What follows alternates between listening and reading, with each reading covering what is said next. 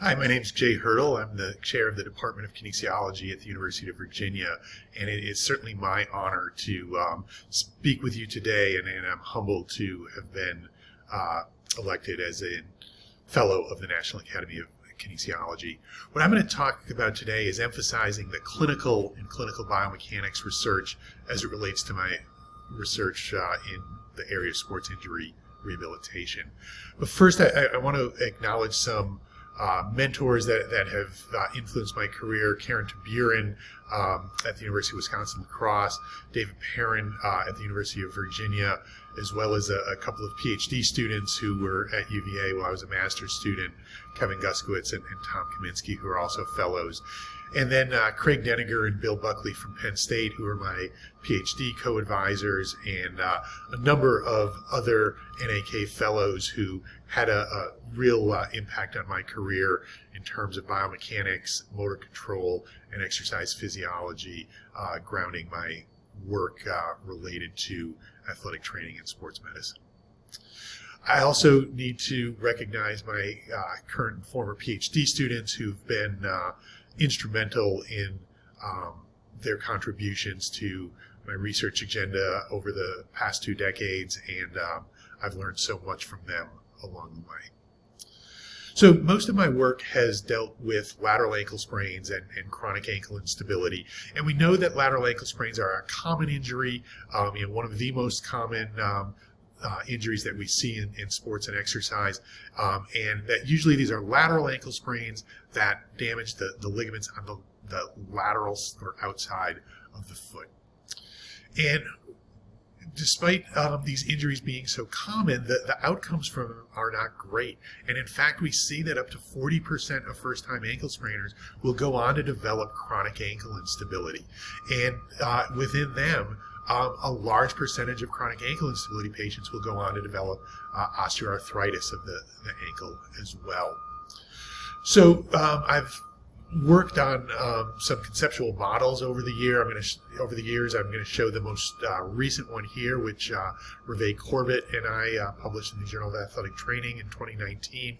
And what this model here really shows is it takes the information from the research literature, puts it together with contemporary motor control theory and biopsychosocial theory of patient responses to injury and illness, and lays out kind of a clinical model that you can use to apply to individual patients. And really at the heart of the model is that, after your initial ankle sprain and primary tissue injury to the lateral ligaments, that there's pathomechanical impairments, sensory perceptual impairments, and motor behavioral impairments that all need to be assessed for in patients with ankle sprains and instabilities, and where those patients have the largest impairments should be where individual treatment plans are focused.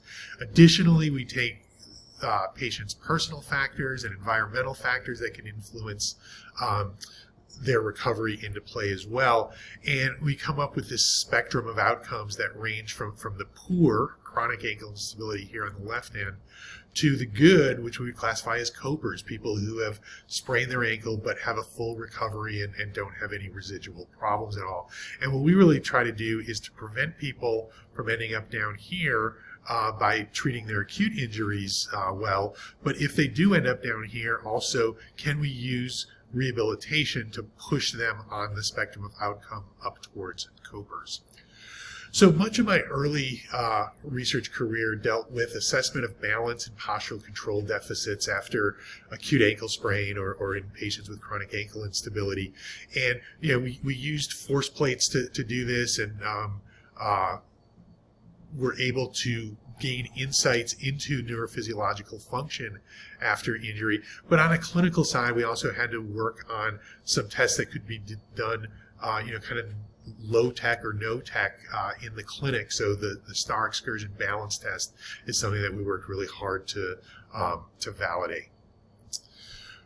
In terms of intervention studies, when we take a look at balance training intervention studies, over my career I've had the opportunity to perform a number of clinical trials where we've used comprehensive rehabilitation programs that have really had balance and postural control training at their center. And what we know is that these comprehensive rehabilitation programs work. Okay, we see functional improvements, improvements in balance, improvements in strength, and that's fantastic. These programs work to address some of these impairments.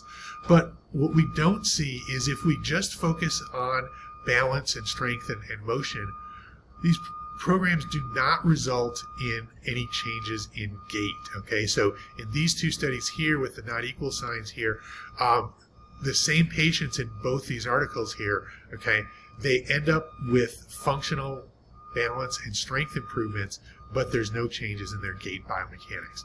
And you might say, well, why is that important? Why should we care about gait and chronic ankle instability?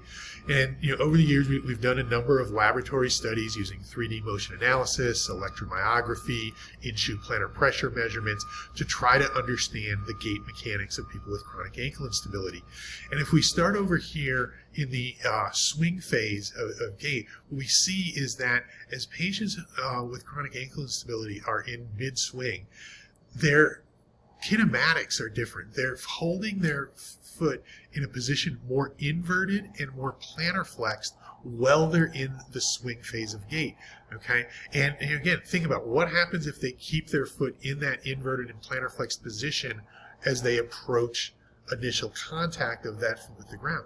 They're going to be more likely to roll that ankle over into more hyperinversion and incur a recurrent ankle sprain.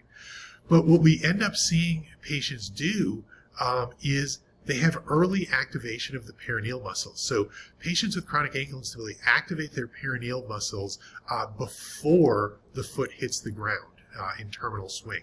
Okay, and that is different than healthy people. Healthy people without a history of ankle sprain, they don't activate their perineal muscles until the foot's already on the ground during the loading response. Okay, and during the loading response in healthy people, the perineal muscles contract and they help to pull the foot into eversion, which is part of pronation.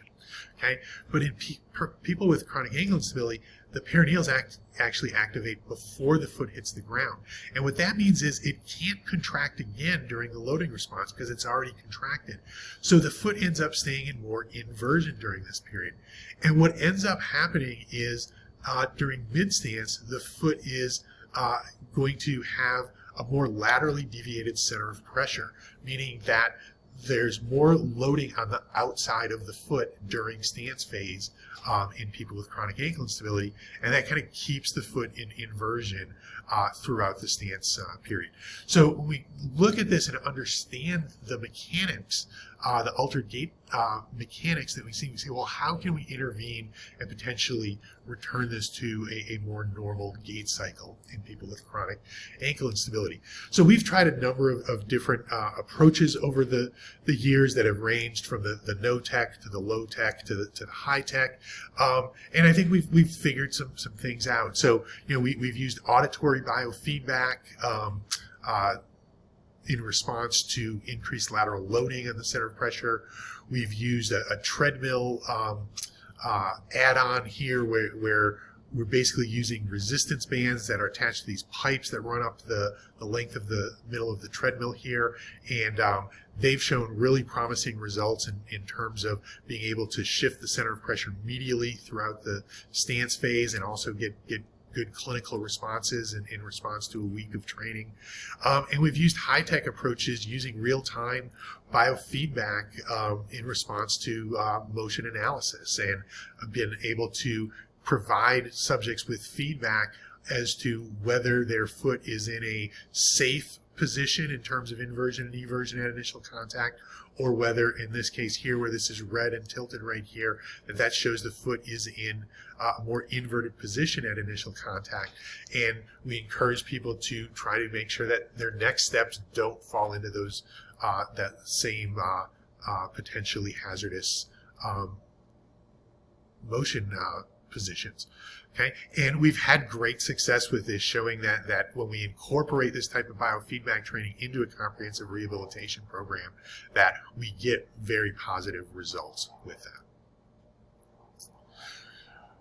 More recently, I've also been kind of going out of the lab and into the field. So these 3D cameras and motion analysis systems are great, but we're usually looking at a limited number of steps, and it's not necessarily capturing athletes in their typical exercising environments.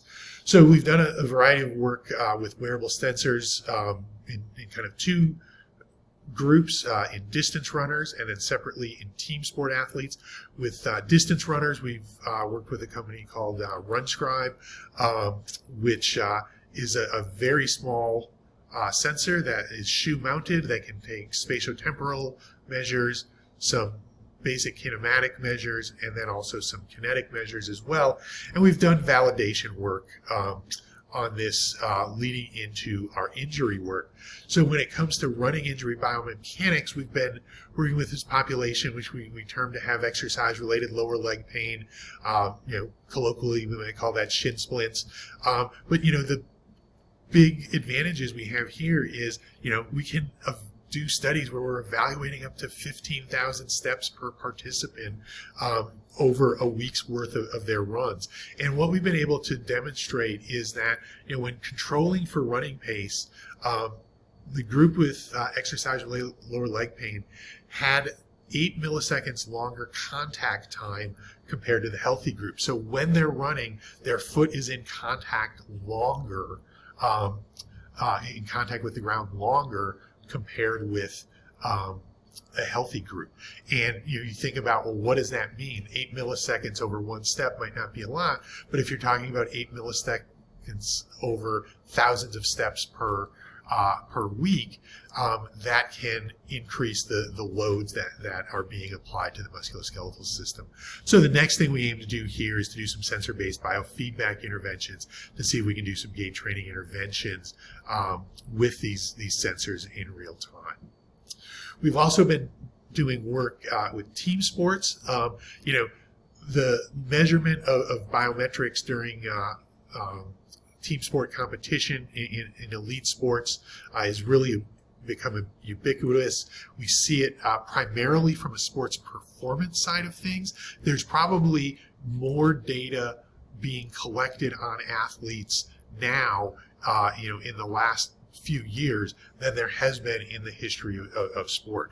And the question that I have is, how can we leverage that information that's already being collected on the sports performance side of things? How can we leverage that to improve sports medicine practice? So we're kind of in the descriptive phase with this stuff right now, but ultimately we want to get to the point where we're optimizing the use of internal and external load monitoring during injury rehabilitation and safely returning athletes to sport after injury, and then also linking comprehensive athlete monitoring with robust injury surveillance to learn more about injury risk factors and prevention.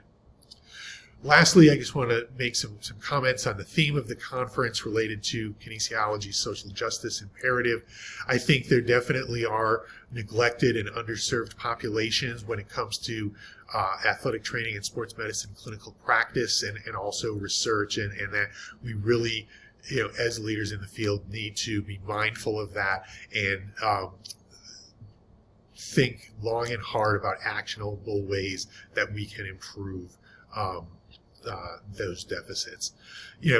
Sports medicine research, it really addresses first world problems, and that's something that we have to wrestle with as well. And then I think lastly, we need to acknowledge that there are a lack of Black, Indigenous, and people of color that are faculty and PhD students in kinesiology and related disciplines, and we need to develop a pipeline to improve on those outcomes. So in closing, again, I'd like to thank you for my election into the National Academy of Kinesiology, and I really look forward to contributing to this important group. Thank you very much.